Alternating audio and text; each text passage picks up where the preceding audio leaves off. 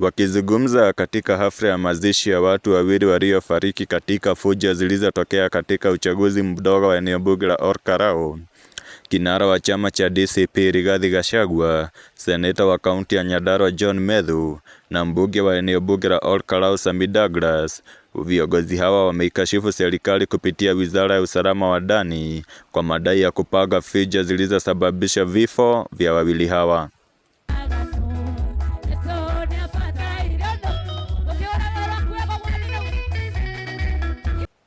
Kwa upande wake, mbunge wa eneo bunge la Olkalau Sammy Douglas Kamau Waweru amesema kwamba serikali ya Kenya Kwanza chini ya utawala wake Rais William Ruto imekuwa ikitekeleza ukatili kwa Wakenya walioichagua, huku akisema kwamba Wakenya wana uwezo wa kujikomboa wenyewe kwa kupiga kura.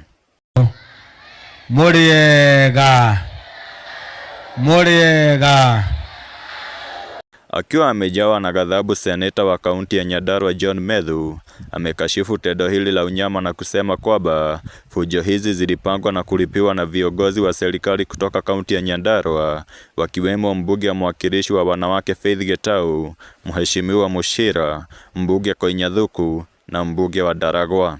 Na damu ya watu hawa, wewe Mama Faith, iko kwa mikono yako, kwa sababu ulikaa chini wakati watu wanapanga kuwa watu ambao walikupigia kura.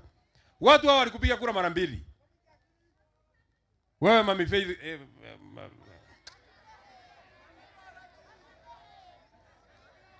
watu hawa ambao wamelala hapa walikupigia kura mara mbili, na njia yako ya kuwalipa ulikaa chini wewe pamoja na mheshimiwa Kwenya, pamoja na mheshimiwa Muchira, pamoja na mheshimiwa ile mbunge huko Ndaragwa, hata sitaki kusema jina yake, mukapanga na mukakaa pale Royal Gardens.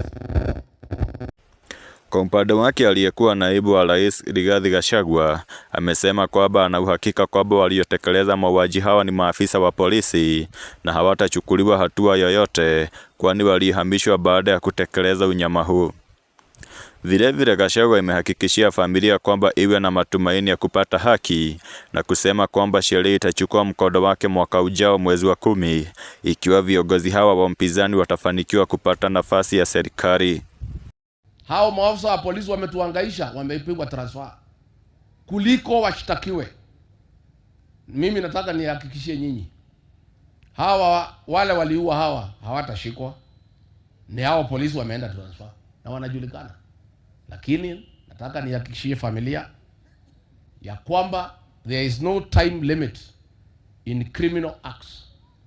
Next year, mwezi ya 10, hao askari waliua hawa tutawakamata na wataenda kotini, watashtakiwa.